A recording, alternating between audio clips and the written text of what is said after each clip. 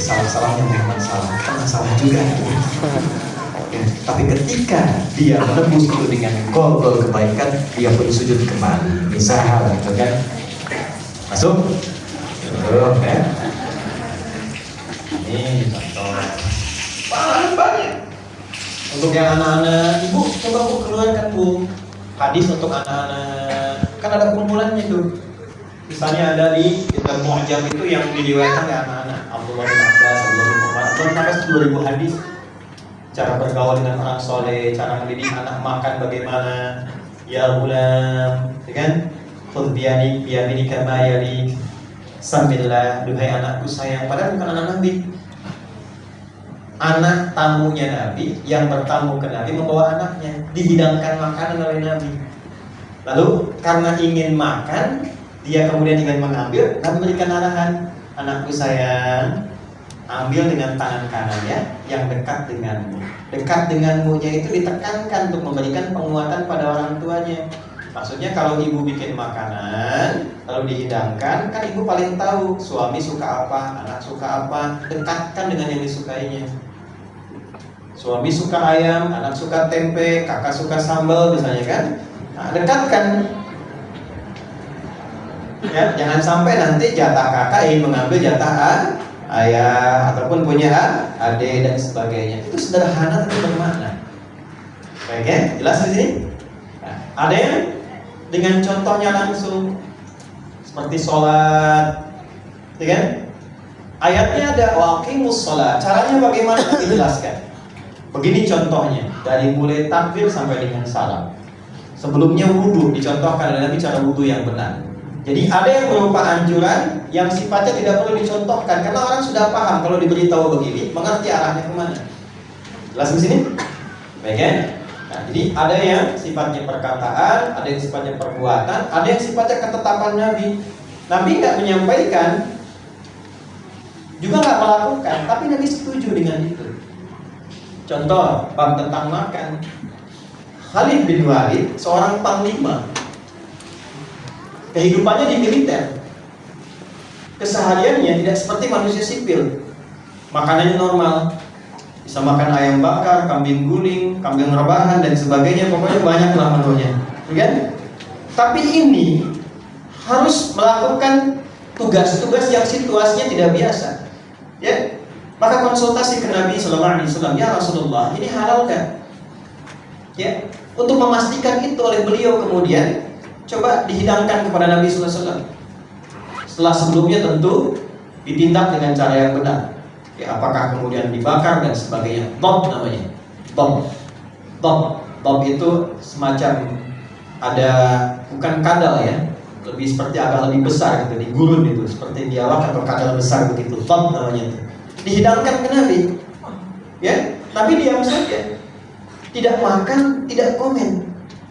Nah, Khalid harus memastikan ini Nabi ini like dan dislike dengan ini, itu kan? Sehingga saya bisa subscribe setelah itu. Apa yang kemudian Khalid lakukan? Khalid cicipin. Ketika Khalid cicipi, Nabi tidak melarang. Oh, kalau tidak melarang, berarti itu ketetapan Nabi, boleh dimakan nih, ya kan? Cuma kenapa Nabi nggak makan? Nggak ada contoh dari Nabinya. Karena Nabi nggak selera itu. Ini masalah selera saja. Nabi nggak selera. Dan tempat Nabi itu juga tidak selalu harus ada di medan-medan militer. Kadang dampingi umat dan sebagainya. Dan setiap yang digunakan oleh Nabi atau dikonsumsi Nabi, nanti pemahaman orang jadi sama, sunnah semua. Besok-besok restoran kadang gulung semua misalnya, ya kan? Sunnah Nabi kan jadi keliru. Ya. Nah, Khalid harus melakukan itu karena saat misi dilakukan mesti paham yang halal yang haram bagaimana. Gak bisa nemukan kambing guling, gak bisa nemukan macam-macam makanan yang biasa dimakan di tempat biasa. Harus bisa dipastikan. Nah, ini menjadi hukum nanti. Ya, tentara kita kalau mau misalnya menunaikan tugas militer, gak bisa temukan ayam ini, kambing ini, itu. Nah, ada makanan sejenis ini, hukumnya bagaimana? Itu maksudnya. Nah, kalau tidak paham jadi bahaya.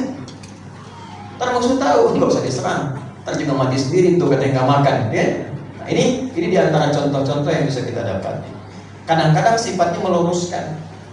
Ya, misal datang kepada Nabi ya Rasulullah, ya kan, merasa dulunya itu banyak kurangnya, pengen berubah, tapi pengen langsung lompat advance. Ya Rasulullah, mulai hari ini saya akan jadi pria yang terbaik, jadi muslim yang lebih baik. Saya putuskan ya Rasulullah, tiap hari saya akan puasa. Saya putuskan ya Rasulullah, saya nggak akan pernah menikah selama hidup.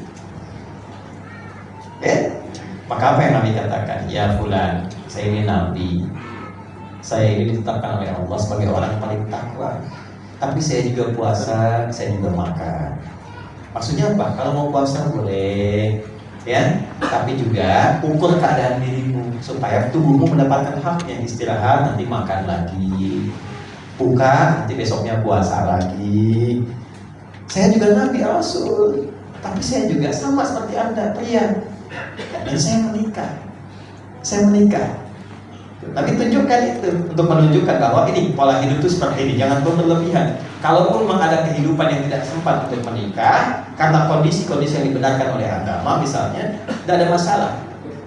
Tapi normalnya kata Nabi, saya juga statusnya orang paling takwa, saya menikah. Jangan langsung disimpulkan menjadi orang baik tak pernah menikah seumur hidupnya. Baik? Dan Nabi tunjukkan nih pasangannya harus perempuan. Nah, pria sejati begitu. Jadi Nabi menunjukkan menjadi suami yang sejati dengan mempersunting istri, bukan menjadi boti. Boti. Dan ini disebut taklid.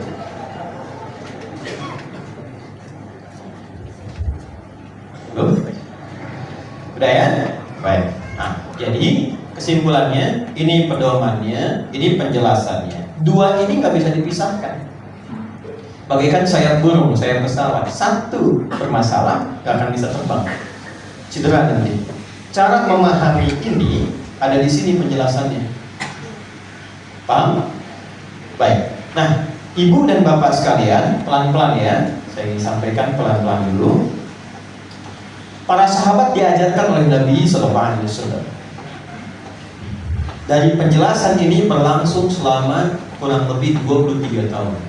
Nabi bertugas memberikan pemahaman yang paripurna, yang utuh kepada umat saat Nabi berkehidupan. Durasi 23 tahun ini dihitung dari usia Nabi diangkat menjadi Rasul, usia 40 tahun kurang lebih, dan diberikan pembekalan dasar kurang lebih selama 3 tahun. Diisi dulu Allah pengetahuan, bolak balik kedua Hira, menerima ilmu, menerima dulu bimbingan dari Allah melalui malaikat Jibril alaihissalam. Ini normal, ya. Hati-hati nih ya, nanti mau menyampaikan risalah, berdakwah, tabligh, nggak bisa tiba-tiba hari Sabtu Anda ikut pengajian, kan? Hari Jumat yang hijrah, Sabtunya ikut pengajian, kan? Hari Ahad yang bikin kesimpulan, hari Seninnya ngasih fatwa, ya. Tidak bisa begitu, ya. Nah ini namanya 3 tahun. Suara itu bisa di sana, pindah sini. Alhamdulillah, sehat-sehat ya Bu. Berapa tahun tadi? 3 tahun. Ini pembekalan awal nih, pembekalan awal. Terus orang-orang terdekat dulu dan seterusnya. Baru setelah itu 10 tahun berlangsung di Mekah, ada fasenya dulu. Ya. Lalu setelah itu 10 tahun kemudian di Madinah, Al-Madinah Al-Munawwarah. Di total bimbingan yang disampaikan oleh Nabi SAW dari isi Al-Quran berupa penjelasan beliau, berupa hadis, ya kan? Baik isinya perkataan arahan, perbuatan contoh, ketetapan, ataupun tampilan-tampilan sifat-sifat mulia beliau. Semua sifat yang melekat kepada Nabi itu pun ada tuntunannya, ya kan? Tapi saya batasi pada